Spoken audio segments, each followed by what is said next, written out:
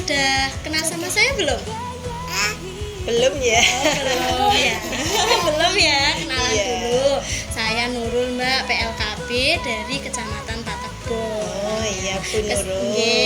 Kesini kesini saya mau tanya-tanya ini Iya, sama boleh. berbagi informasi dengan Mbak Ani. Kira-kira Mbak Ani sudah KB apa belum ini? Kalau sekarang sudah Sudah KB. KB-nya apa ini Mbak? suntik 3 bulan. Suntik 3 bulan. Berarti ini sudah berjalan berapa lama Mbak? Ini kan adiknya kayaknya masih kecil ya? Iya, baru 6 bulanan berarti.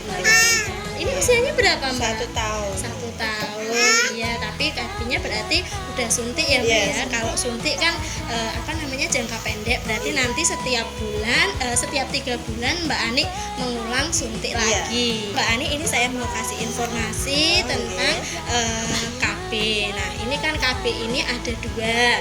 Yang pertama metode kontrasepsi jangka pendek dan yang kedua metode kontrasepsi jangka panjang.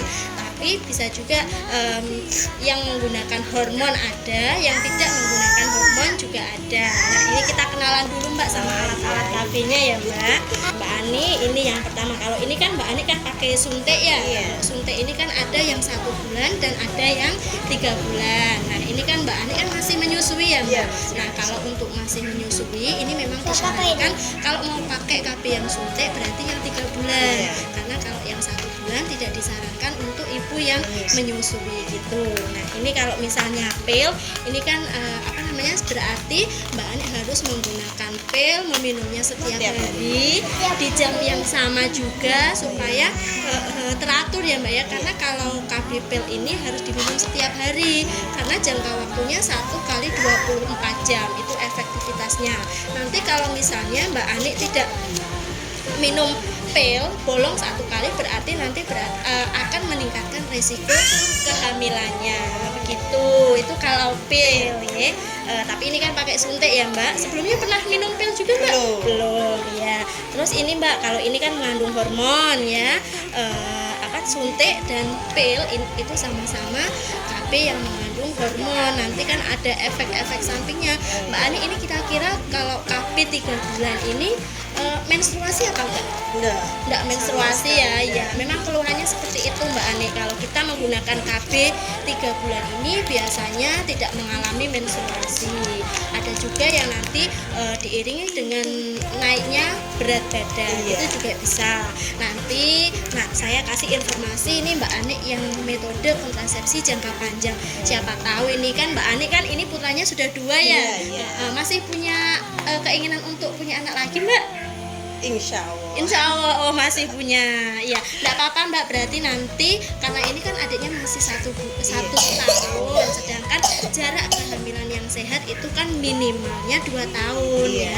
Jadi nanti direncanakan supaya setelah mungkin tidak ingin anak lagi menggunakan metode kontrasepsinya yang jangka panjang. Oke Mbak Ani, kita kenalan dulu sama yang metode kontrasepsi yang jangka panjang ya. Di sini ada IUD sama implan. Mbak Ani sudah pernah dengar IUD? Sudah. Spiral ya Mbak ya. Iya. Kalau orang menyebutnya IUD itu spiral, itu sama saja Mbak. Nah, ini bentuknya kayak ini Mbak. Ya. Ini IUD ini tidak ada hormonnya ya, hanya alat untuk menghalangi sperma masuk sehingga tidak bisa membuahi. Nah, di sini kan ada tembaganya ini Mbak. Nah, ini kalau kena sini spermanya berarti dia sudah lemah, tidak bisa membuahi lagi.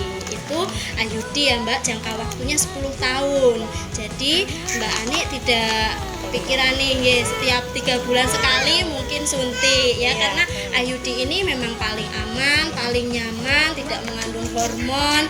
Terus kemudian metodenya juga waktunya kan juga jangka panjang ya. Kalau nanti misalnya Mbak Ani sudah nggak pengen punya anak lagi, nah boleh menggunakan yang metode kontrasepsi yang sekalian jangka panjang ini Mbak Ani. Ini paling aman, paling nyaman Mbak. Saya pun juga pakai ini ya Mbak, karena bisa misalnya Mbak Ani di tengah jalan udah pakai IUD mau hamil lagi, terus kemudian dilepas boleh Mbak, bisa ya. Nah, kalau ini namanya implan atau susu ya Mbak Oh, ya. susu. Kalau kita nyebutnya mungkin ibu-ibu Iya, di baru sini lihat. susu.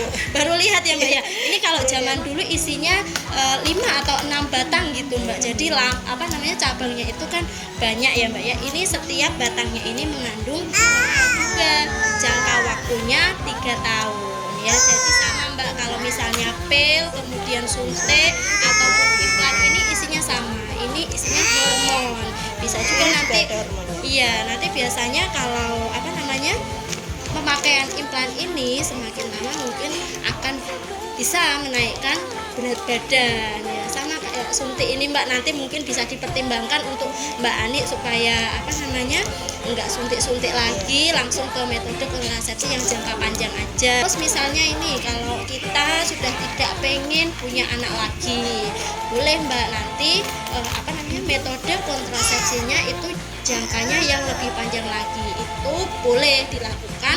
Ibu-ibu juga boleh, bapak-bapak juga boleh. Jadi bapak-bapak di sini juga perannya juga dibutuhkan. Misalnya sudah anaknya ini sudah banyak, tidak pengen anak lagi, sudah bapaknya sekarang yang KB, itu namanya KB steril. Jadi ada KB steril untuk ibu, ada KB steril juga untuk bapak ya. Ini Kalau untuk ibu dikasih. namanya MOW. Kalau untuk bapak MOP.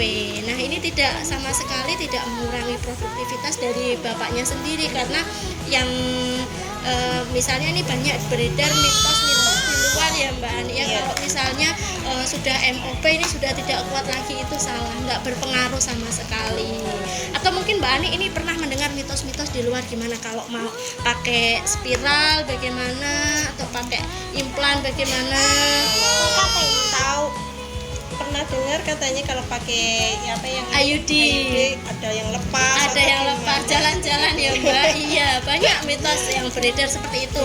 Iya. Iya, jadi kalau IUD ini sebenarnya dia sudah dipaskan dengan ukurannya Mbak. Ukuran rahim itu berapa, itu juga sudah dipaskan. Tidak ada yang kelonggaran ataupun kesempitan, itu juga tidak, karena sudah dipaskan dengan ukuran rahim itu sendiri. Ya Mbak Ani, jadi kalau masalah stunting ini kan memang masalah kecerdasan otak, masalah otak yang nanti berimbasnya itu di masa depannya. Nah mungkin ketika anaknya waktunya ASI, anak kan kalau masih usianya 0 sampai 6 bulan kan wajib ASI eksklusif tanpa ada makanan pendamping lain. Baru nanti setelah 6 bulan boleh diberikan makanan pendamping ASI. Nah ini tujuannya juga untuk mencegah stunting tadi Mbak, karena banyak ya Mbak sekarang anak-anak kecil karena pola asuh orang tua yang kurang paham, sudah diberikan MPASI dini, sehingga anak-anak itu kecil-kecil banyak Mbak yang mengalami kayak diabetes. Mbak Ani ngetos mboten penyakit tidak menular itu yang bagaimana? Yang tidak menular, kalau dulu kan yang menular, yang berbahaya itu kan kayak penyakit TBC, belum ada obatnya.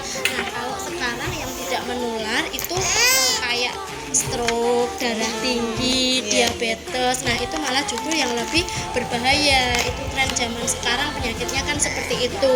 Memberikan pola asuh yang bahaya, tidak memberikan MPASI, mengatur jarak kelahirannya dengan KB. KB-nya yang paling enak yang jangka panjang. Mbak Ani, kira-kira ada yang pengen didiskusikan lagi nggak Mbak? Rasa cukup sudah. Oke, ini sudah